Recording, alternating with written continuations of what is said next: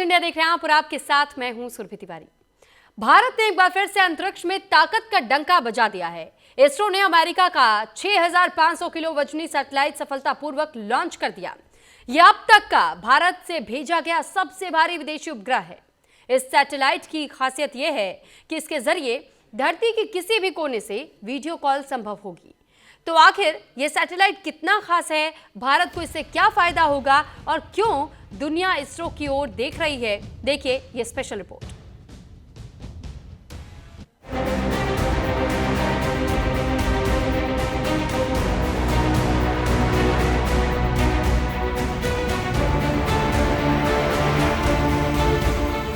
ये सिर्फ एक लॉन्च नहीं, ये भारत की अंतरिक्ष ताकत का ग्लोबल ऐलान है। इसरो ने अमेरिका के 6500 किलो वजनी कम्युनिकेशन सैटेलाइट को सफलतापूर्वक अंतरिक्ष की कक्षा में स्थापित कर दिया। अब तक भारत से लॉन्च किया गया सबसे भारी कमर्शियल सैटेलाइट है। इस मिशन ने साबित कर दिया कि भारत अब सिर्फ अपने लिए नहीं बल्कि पूरी दुनिया के लिए स्पेस लॉन्च हब बन चुका है। जिस रॉकेट से ये सैटेलाइट लॉन्च हुआ वो था इसरो का ताकतवर LVM-3, जिसने बिना किसी रुकावट मिशन को अंजाम दिया। सबसे पहले आपको बता देते हैं कि बलू बर्ड ब्लॉक 2 सैटेलाइट क्या है। बलू बर्ड ब्लॉक 2 सैटेलाइट क्या है? दुनिया का सबसे बड़ा कमर्शियल कम्युनिकेशन सैटेलाइट। दुनिया भर में कनेक्टिविटी गैप खत्म करने की दिशा में बड़ा कदम। स्मार्टफोन पर सीधे 4G 5G ब्रॉडबैंड कनेक्टिविटी, बिना स्पेशल हार्डवेयर एंटीना के कनेक्टिविटी, किसी भी तरह के एंटीना की आवश्यकता नहीं।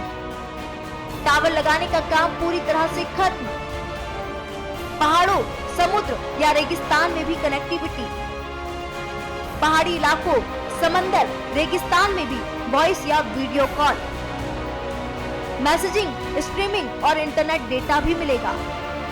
पीक स्पीड 120 Mbps तक, 40 मेगाहर्ट्ज तक की क्षमता। ये सैटेलाइट एक advance high throughput communication satellite है, जो satellite phone, high speed internet और वीडियो कॉलिंग को धरती के हर कोने तक पहुंचाएगा। मतलब अब पहाड़ों में बैठे जवान हो, समंदर के बीच जहाज या दूर दराज के जंगल, हर जगह से बिना मोबाइल टावर के वीडियो कॉल संभव होगी। अमेरिका जैसे देश अब अपने महंगे और हाईटेक सैटेलाइट भारत से लॉन्च करवा रहे हैं, क्योंकि इसरो कम खर्च, ज्यादा भरोसा और 100% सफलता की पहचान बन चुका है। बलू बर्ड ब्लॉक 2 सैटेलाइट की खासियत: वजन 6500 किलोग्राम, ऊंचाई 43.5 मीटर, LMB-3 से छोड़ा जाने वाला सबसे भारी सैटेलाइट, धरती की सतह से 520 किलोमीटर ऊंचाई पर स्थापित होगा, 53 डिग्री इंक्लिनेशन के साथ स्थापित होगा। मैसेजिंग, स्ट्रीमिंग, इंटरनेट डेटा भी मिलेगा। LVM-3, जिसे पहले GSLV-MK3 कहा जाता था, इसरो का सबसे शक्तिशाली रॉकेट है। इसे इसरो ने पूरी तरह स्वदेशी तकनीक से विकसित किया है। ये रॉकेट भारत की अंतरिक्ष क्षमता का प्रतीक है और भविष्य में गगनयान मानव मिशन के लिए भी इस्तेमाल होगा। ये मिशन इसरो के कमर्शियल लॉन्चेस में एक नया कीर्तिमान स्थापित करेगा। EST स्पेस मोबाइल दुनिया की पहली space based cellular broadband network बना रही है, जो स्टारलिंक जैसी सेवाओं से कॉम्पीट करेगी। भारत से लॉन्च होने से इसरो की ग्लोबल लॉन्च सर्विसेज में मजबूती आएगी। ये मिशन भारत की रणनीतिक ताकत भी दिखाता है। भविष्य में defence, digital connectivity, disaster management में ये टेक्नोलॉजी क्रांतिकारी साबित होगी। 6500 किलो का ये सैटेलाइट सिर्फ अमेरिका का नहीं, भारत की अंतरिक्ष क्षमता का भी प्रमाण है। आज दुनिया इसरो पर भरोसा कर रही है और भारत स्पेस सुपर पावर बनने की ओर तेजी से बढ़ रहा है।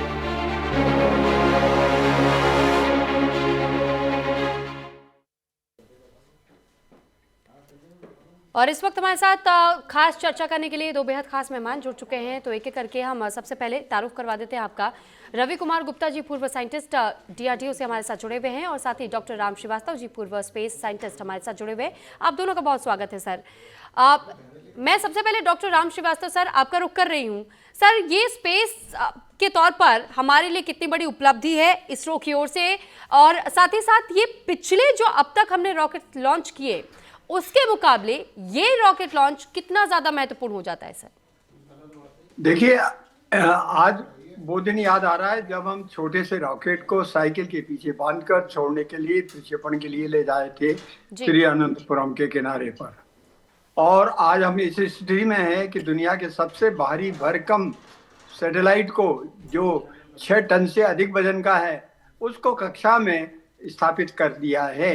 जी। ये एक महान उपलब्धि है। इसमें जो 4 विशेष फायदे भारत को हैं, एक तो इसरो की जो क्षमता है, एक्यूरेसी है, प्रिसीशन है, और हमारे गणनाएं हैं, कंप्यूटर पर हमारा कंट्रोल है, और 1 सेकंड के 1000वें क्षण पर भी हम जो है हमारे नियंत्रण को कैसे कमांड दे सकते हैं, इस बात की काबिलियत ये हमारे वैज्ञानिकों ने विकसित की है। तीसरा इसका सबसे बड़ा जो प्रमाण है वो ये 3 स्टेज रॉकेट भी हमने अपने आप विकसित किया है। यहाँ जो बूस्टर है, क्योंकि कोई भी प्रक्षेपण अगर भेजा जाता है ऊपर अंतरिक्ष में, तो उसके लिए एक पलायन वेग होता है 11.2 किलोमीटर प्रति सेकंड का। धक्का जब तक किसी चीज को नहीं लगेगा वो पृथ्वी के गुरुत्वाकर्षण से बाहर नहीं निकलेगा।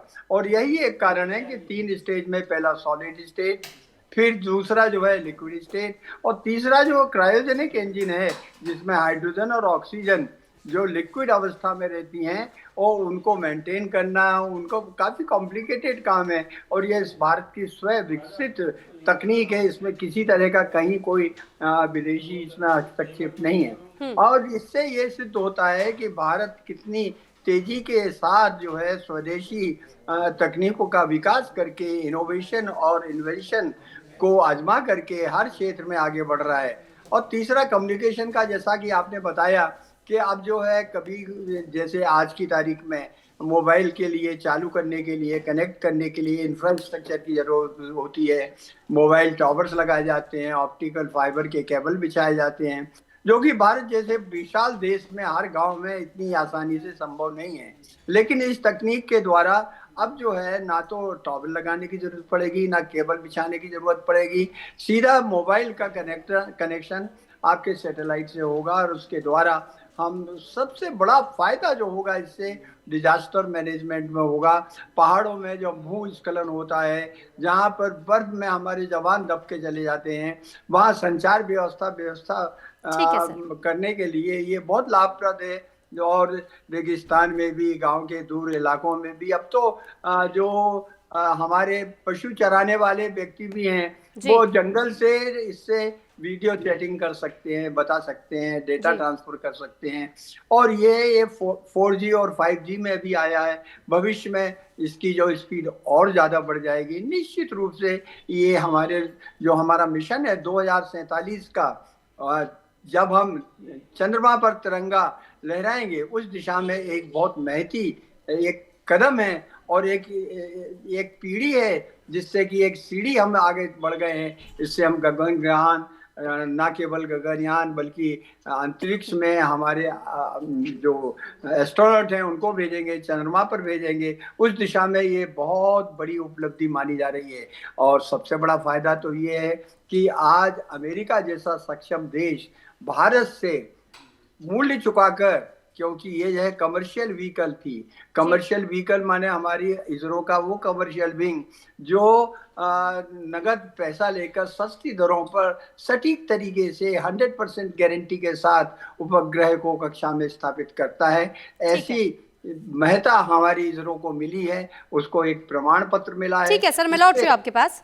रवि कुमार सर, मैं अब आपका रुख कर रही हूँ। एक सवाल ये भी जहन में आता है कि इस मिशन के लिए LVM-3 रॉकेट को ही क्यों चुना गया?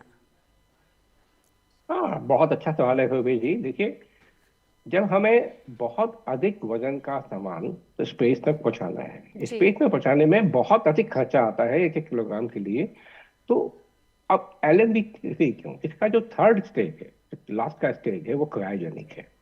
क्रायोजेनिक का अर्थ क्या है कि इसका जो ईंधन है वो लिक्विड ऑक्सीजन और लिक्विड हाइड्रोजन है, और इसका वजन बहुत कम होता है। यानी कि जो इसकी जो एनर्जी देगा, प्रति एक यूनिट एनर्जी देने के लिए जो वजन हम लेके जा रहे हैं वो कम हो जाएगा। तो जो लास्ट स्टेज में जब वजन कम होगा तो पूरे के पूरे जो हमारा रॉकेट है उसका वजन कम हो जाएगा। अन्यथा हम अगर मान लीजिए कन्वेंशनल फ्यूल लगाते हैं तो हमें पूरे के पूरे इस रॉकेट का वजन बनाना पड़ेगा। और भारत के लिए, भारत के स्पेस प्रोग्राम की प्रगति के लिए ये क्रायोजेनिक इंजन ना होना एक बहुत बड़ी बाधा थी। और मैं धन्यवाद देना चाहूंगा, भारत हमेशा ऋणी रहेगा हमारे वैज्ञानिकों का, और विशेष करके डॉक्टर नंबी नारायण जी का, जिन्होंने इसके विकास में, और देखिए भारत का विकास किसी जो विदेशी ताकतें हैं उनको कभी रास नहीं आता, वो रुकावटें डालने की कोशिश करते हैं। आपको याद होगा कि डॉक्टर नंबी नारायणन को एक झूठे केस में फंसाकर कई समय तक उनको जेल में रखा गया, यातनाएं दी गई, और बहुत लंबे समय के बाद उनको इसके जो लांछन था उससे मुक्ति मिली।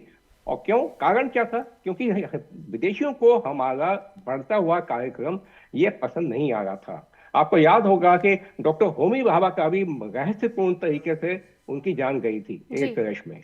ऐसे ही हमारे जो इसरो के जो डॉक्टर विक्रम साराभाई हैं, रहस्यपूर्ण तरीके से वो मृत पाए गए थे। तो ये हमने बहुत कठिनाइयों के साथ, बहुत मुश्किलों का सामना करके पूरी तरह से 100% स्वदेशी विकसित किया है। और आज इसके चलते हम भारी से भारी चीजें, वजन भी अंतरिक्ष में ले जाने में सक्षम है। ये कभी खाली अभी हमने देखा कि हमने पहले जो 4.2 किलोग्राम का एक सैटेलाइट 2 नवंबर को लॉन्च किया था, जो मुख्यतः नेवी के लिए था और नेवी की क्षमताओं को बढ़ाने के लिए था, और वो 4.2 का था, लेकिन उसको हमने GTO में, जो जियो स्टेशनरी ट्रांसफर ऑर्बिट है, वहां स्थापित किया था। और लो अर्थ ऑर्बिट के लिए अब हमने 6.1 टन का, बहुत बड़ी छलांग है ये, 6.1 टन का, क्योंकि आगे देखिए हमें बहुत जल्दी हमें गगनयान लॉन्च करना है। गगनयान का वजन 8.2 टन है, 8.2 टन है। तो हमें और आगे के वजन की आवश्यकता है। उसके लिए अलग से इसका एक मॉडिफिकेशन तैयार किए जा रहे हैं, जो कहीं अधिक सुरक्षित होंगे, मानव को ले जाने के लिए सुरक्षित होंगे, अधिक वजन ले जा सकेंगे। फिर हमें याद रखिए कि हमें अगला प्रोग्राम हमारा है एक भारतीय स्पेस स्टेशन की स्थापना करना, जिसका पहला मॉड्यूल 2028 तक अंतरिक्ष में पहुंच जाएगा। कुल 5 मॉड्यूल होंगे, तो एक एक करके उनको पहुंचाया जाएगा अंतरिक्ष में, और 2035 तक हमारा खुद सर, का जब हम भारतीय स्पेस स्टेशनों की बात करते हैं और जब इस तरीके के मिशन सब अपनी आंखों के सामने लॉन्च होता हुआ देखते हैं, और वाकई ये गौरवान्वित करने वाला पल है। लेकिन सर, एक सवाल ये भी इससे जुड़ा हुआ कि क्या आने वाले समय में हम ये भी देख पाएंगे कि इसरो को विदेशों से भी और कई अन्य प्रोजेक्ट्स मिले, इस तरीके के मिशन को और ज्यादा बढ़ चढ़ करके इसरो की ओर से अंजाम दिया जाएगा, उसे और मजबूती और ताकत मिल पाएगी इसरो को? बेशक, देखिए ये हम एक के बाद एक, जो हम अपने महत्वपूर्ण, यानी देखिए जिस कंपनी ने ये एक जो ब्लूबर्ड नाम का सैटेलाइट, बहुत महंगा सैटेलाइट है, बहुत शक्तिशाली सैटेलाइट है, अपने आप में एक अनूठी पहल है, और उसको अंतरिक्ष तक पहुंचाने के लिए इसरो को चुना है। हमारे भारत के स्पेस जो वैज्ञानिक है उन पर भरोसा किया है। तो इससे भारत की साख अंतरिक्ष के जो कमर्शियल मार्केट है उसमें ये साख बहुत अधिक बढ़ जाती है।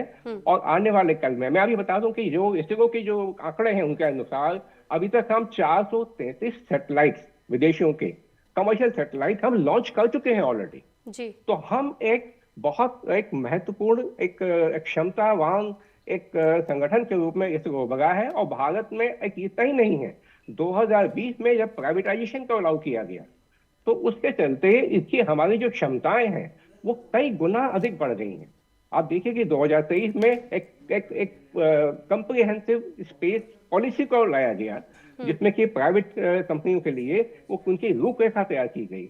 उसके चलते आज कंपनी जो निजी क्षेत्र की कंपनियां हैं, जो पहले लगभग शून्य के बराबर थी, आज कंपनियां वो अंतरिक्ष के प्रत्येक क्षेत्र में, चाहे वो सैटेलाइट बनाने का हो, चाहे रॉकेट बनाने का हो, चाहे आगे फ्यूचरिस्टिक जो रॉकेट है, जो आपके जो अनूठे नए तरीकों से हमें लंबी दूरी के जो स्पेस मिशन है उनमें काम आएंगे। आज प्राइवेट मिशन वहां लगे हुए हैं। तो भारत एक स्पेस शक्ति के रूप में तो उभरा ही है। स्पेस का जो कमर्शियल मार्केट है उसमें भारत की साख बहुत बढ़ गई है, और मुझे पूरा यकीन है कि हम एक विश्व के सबसे शक्तिशाली एक राष्ट्र के रूप में इस क्षेत्र में उभर के सामने आएंगे। ठीक है सर, मैं लौट रही हूँ आपके पास। एक बार फिर से मैं राम श्रीवास्तव सर, मैं आपका रुख कर रही हूँ। AST मोबाइल स्पेस का जब जिक्र आ रहा है और ये कहा जा रहा है कि AST मोबाइल फेस के साथ जब इसरो की साझेदारी, सर, ये भारत के लिए कितना ज्यादा अहम मानी जा सकती है? भारत के लिए ये इसलिए अहम माना जा रहा है क्योंकि इससे भारत की डिजिटल वर्ल्ड की जो एक रिवॉल्यूशन हुई है, जिसकी कि आज पूरी दुनिया में साख है। उदाहरण के लिए आप यूपीआई सिस्टम देख लीजिए, जिसमें कि पैसा एक जगह से दूसरी जगह ट्रांसफर होता। आज तो आप सब्जी खरीदने जाइएगा तो आपके पास वहां पर वो क्यूआर कोड बताकर आपसे पैसे लेगा। वो दिन दूर नहीं है कि जब दुनिया से आप कम से कम हमारे भारत से करेंसी का ट्रांसफर जो ट्रांजैक्शन होता है वो खत्म हो जाएगा। पूरी तरह से हम डिजिटलाइजेशन की तरफ बढ़ रहे हैं और डिजिटलाइजेशन का फायदा केवल आर्थिक रूप में नहीं होगा, बल्कि ये पूरे राजनीतिक क्षेत्र के अलावा जो रणनीतिक क्षेत्र है, अंतर्राष्ट्रीय राजनीति में, कूटनीति में इसका बहुत महत्व है। दुनिया के कई देश हमसे जो हैं अब वो टेक्नोलॉजी मांग रहे हैं। यही एक उदाहरण देखिए, ऑपरेशन सिंदूर के बाद हम ब्रह्मोस जो है आज दुनिया के कई देश हमसे खरीदने को तैयार हैं। हमने जो आकाश तीर विकसित किया है वो अपने आप में एक बहुत बड़ी चीज है। तो ये एक उपलब्धि जो मील का पत्थर बताया जा रहा है, ये बहुआयामी उपलब्धि है। इससे केवल अकेला इसरो को डॉलर्स नहीं मिलेंगे, बल्कि इसमें हमारे वैज्ञानिकों को, हमारे आईआईटी के नवयुवक जवानों को और विभिन्न यूनिवर्सिटी में जो बहुत होशियार बच्चे हैं उनको एक रास्ता मिलेगा कि हम चंद्रमा पर पहुंचकर वहाँ कैसे घर बनाएंगे, कैसे रहेंगे, पानी कैसे शुद्ध करेंगे। इन सब दिशा में जो एक इनोवेशन और इन्वेंशन की एक जिसको स्टिमुलेशन मिलेगा, एक उसमें बढ़ोतरी मिलेगी, उस प्रेरक के रूप में काम आएगा। आज की तारीख में हम गर्दन ऊंचा करके गर्व के साथ ये कह सकते हैं कि हमारा जो अंतरिक्ष अभियान है, भारतीय अंतरिक्ष अनुसंधान के वैज्ञानिक और देश के वैज्ञानिक वो चीन, रसा, अमेरिका से भी बहुत आगे बढ़ते चले जा रहे हैं। और इसके लिए पूरी क्रेडिट जाती है वर्तमान सरकार की जो अंतरिक्ष की नीति है। और उसके अंतर्गत अभी देखिए डिफेंस में जो सबसे ताजा उपलब्धि आई है, अब दुश्मन का कोई भी प्रयास हमारे ऊपर मिसाइल से हमला करेगा तो हम उसको वहीं भटका देंगे। लेकिन इसके साथ मानवता के विकास में भी हमारा देश बहुत तेजी से काम कर रहा है। हम उस बात का विरोध कर रहे हैं। अभी इसी को देखिए ना, ये जो सैटेलाइट लॉन्च हुआ है ना, इसका कुछ सेकंड के लिए इसका प्रक्षेपण रोका गया था। क्यों रोका गया था? इसलिए कि अंतरिक्ष में कचरा इतना फैला हुआ है, लगभग 8000 से ज्यादा डेड सैटेलाइट घूम रहे हैं और उनके जो छोड़ने वाले रॉकेट के अवयव हैं वो निष्पादित होकर पड़े हुए हैं और पृथ्वी के चारों तरफ घूम रहे हैं। तो कोई भी प्रक्षेपण करने के पहले ये देखना पड़ता है कि विंडो क्लियर है कि नहीं है। अगर हमने कोई अपना प्रक्षेपण किया, उधर से कोई आकर टकरा गया तो हमारी असफलता हो जाएगी। इसलिए बहुत बारीकी से हम जो है ट्रैकिंग करते हैं अंतरिक्ष की, स्पेस की, और ये देखकर कि अब रास्ता साफ है, खिड़की खुली हुई है अंतरिक्ष की और हम उसमें अपना स्थापन कर रहे हैं। देखिएगा, इसके तकनीकी प्रवीणता के अलावा भारत की जो साख बढ़ी है, जैसे हमारे रवि कुमार जी ने कहा है, गुप्ता जी ने बोला है, निश्चित रूप से ये एक सराहनीय प्रयास है और पूरी दुनिया में इस तरह से हमारे वैज्ञानिकों की साख जो है बढ़ती जा रही है। रहा सवाल ये कि इस स्थिति में आने के लिए निश्चित रूप से हमने बहुत से सेक्रीफाइस किए हैं। सबसे बड़ा सेक्रीफाइस तो ये किया है कि हमारे वैज्ञानिकों को मानसिक रूप से प्रताड़ित करने का विदेशी षड्यंत्र काम में आया था। ना केवल, अब वो सब स्थिति दूर हो चुकी है। आज हमारे वैज्ञानिक पूरी तरह से स्वतंत्र हैं, उन पर किसी तरह का दबाव नहीं है और उन्मुक्त तरीके से वो विकास की ओर बढ़ रहे हैं। और सबसे बड़ी उपलब्धि तो जैसे रवि कुमार जी ने बताई है वो ये है कि प्राइवेट ऑर्गेनाइजेशन का इन्वॉल्वमेंट अब सीधा अंतरिक्ष विज्ञान में होने लगा है। पहले क्या होता था, सरकारी नौकरी होती थी, सरकारी नौकरी में 60 साल की उम्र जैसे ही हुई वैज्ञानिक रिटायर हो जाते थे। लेकिन अब उनके अनुभव का लाभ प्राइवेट सेक्टर लेकर और छोटी छोटी चीजें जिनके लिए हम विदेशों का मुंह ताका करते थे, अब हमारे यहाँ विकसित होने लगी है। आज के लिए हमको रॉ मटेरियल रॉकेट बनाने का कहीं से नहीं मंगाना पड़ता। आज की तारीख में उसका जो इग्निशन टेक्नोलॉजी है या अलग अलग स्टेज के रॉकेट लेकिन सर इस मिशन में भी जब हम क्योंकि तकनीकों की बात कर रहे हैं तो बहुत जरूरी भी होता है ये समझना और जानना कि इस मिशन के लिए क्या कोई और नई तकनीक का इस्तेमाल किया गया है इसरो की ओर से। देखिए, नित नई तकनीकों का विकास हो रहा है। अनुभव ये किया जाता है कि पुराने अनुभव हमारे थे, हमारी कमी कहाँ रह गई थी, वो कमी क्यों हुई थी। जैसे कि ये बात अपनी जगह सही है, ASLV D1 D2 समुद्र में गिर गए थे। क्यों गिर गए थे? हमने उससे सीखा, उसका अध्ययन किया बारीकी से, और पुरानी जितनी भी हमने ठोकरें खाई हैं उनसे हमने शिक्षा लेकर आज इस स्थिति में आए हैं। और निश्चित रूप से इसमें भी सतत प्रयास होते रहेंगे, हम इसको और अधिक विकसित कर तक रहेंगे। और अभी 6 टन का वजन भेजा है, अब जो है 8 का भेजेंगे, 10 का भेजेंगे, और वो दिन दूर नहीं है। उम्मीद बरकरार है सर जी। मैं लौटूंगी आपके पास। रवि सर, अब मैं आपका रुख कर रही हूँ, और सर मैं ये जानना चाहूंगी कि जब हम किसी मिशन को नाम देते हैं, इन रॉकेट्स को नाम देते हैं, तो कोई विचारधारा जहन में रहती है। ब्लू बर्ड जब इसे नाम दिया गया तो ये नाम क्यों चुना गया, इसके पीछे भी कोई कहानी हो सकती है क्या सर? हाँ देखिए, कहानी तो अवश्य होगी, लेकिन मुझे इसकी जानकारी नहीं है क्योंकि एक विदेशी कंपनी है ASC साइंस, और जितने की इसका नाम दिया है। लेकिन हाँ, जहाँ तक भारत का प्रश्न है, हमारे यहाँ ISRO में भी और DRDO में भी एक चलन रहा है कि हम जो अपने संस्कार हैं, हमारे जो ट्रेडिशंस हैं, उनको ध्यान में रखते हुए, और जो जिस काम के लिए इसको बनाया जा रहा है उसको लिए ध्यान में रखते हुए हम नाम देते हैं। जैसे हमने अपने जो IGMDP integrated guided missile development programme शुरू किया था, तो उसके जो 5 अंग थे, तो उसमें अग्नि, पृथ्वी, आकाश, त्रिशूल, तो ये और नाग, तो ये जो नाम दिए गए थे, जहाँ एक तरफ उनका एक आध्यात्मिक कारण भी था, तो वहीं दूसरी तरफ उनका, जैसे मैं पृथ्वी का नाम लें तो पृथ्वी एक सरफेस टू सरफेस मिसाइल था, यानी पृथ्वी से पृथ्वी पे मार करने के लिए है। और इसी प्रकार जबकि आकाश है, ये सरफेस टू एयर मिसाइल था। तो इसी प्रकार जितने भी हमने जो नाम दिए हैं अभी, आपका प्रचंड है, आपका जो रुद्रम है, तो ये सब के सब इसमें दोनों देखे जाते हैं कि उसका उपयोग कहाँ पे है, और साथ ही एक आध्यात्मिक जो है विचार वो भी जुड़ा होता है। ठीक है सर। सर एक सवाल और भी इसमें जुड़ता है कि जब हम बात कर रहे हैं कि मोबाइल फोन्स को बहुत आसानी से कनेक्ट किया जा सकेगा, चाहे सिग्नल अवेलेबल हो जोन में या नहीं हो, तो सर ये कैसे पॉसिबल है? क्योंकि हमने तो अब तक यही जाना या समझा था कि मोबाइल टावर्स की जरूरत होती है मोबाइल फोन में नेटवर्क्स लाने के लिए। तो सर ये संभव कैसे हो पाएगा एक रॉकेट के जरिए, एक इस मिशन के जरिए? हाँ देखिए, पहली बात तो यह है कि ये जो कुछ क्षमताएं हैं ये उस प्राइवेट कंपनी के हाथ में होंगी। हमने ISRO का जो रोल रहा है इसमें, इस सैटेलाइट को बनाने में नहीं रहा, लेकिन केवल जो उस प्राइवेट कंपनी का सैटेलाइट है हमने अंतरिक्ष तक पहुंचाया है। हाँ, एक प्राइवेट कंपनी है, और जहां तक भी ये अपना, जैसे कि जो भी प्राइवेट कंपनी, अगर हम एयरटेल का सिग्नल लेते हैं तो एयरटेल अपने क्षेत्र में वो अपने एक फीस लेकर के चार्ज करके वहां पे सिग्नल प्रोवाइड करती है। तो इसी प्रकार से ये कंपनी भी, अब अंतर टेक्निकली अगर मैं बात करें तो वैज्ञानिक रूप से जो अंतर है वो ये है कि मोबाइल में जो प्रयोग में लाए जाने वाली फ्रिक्वेंसीज हैं, ये एक सीधी गति में चलती हैं और एक इनका लिमिटेड दायरा होता है। तो पृथ्वी पे क्योंकि थोड़ी दूर के बाद एक अर्थ की गोलाई आ जाती है, तो एक दूर के बाद अगर आप उसकी एनर्जी को भी बढ़ाएंगे, उसके बाद भी आप उसको कनेक्टिविटी नहीं पा सकते, क्योंकि बिल्डिंग बीच में आ जाती हैं, अर्थ का गोलाई बीच में आ जाती है। लेकिन अब अगर यही काम हम लो अर्थ ऑर्बिट से अंतरिक्ष के माध्यम से कर रहे हैं, तो अब मोबाइल टावर की इसमें आवश्यकता नहीं रह जाती।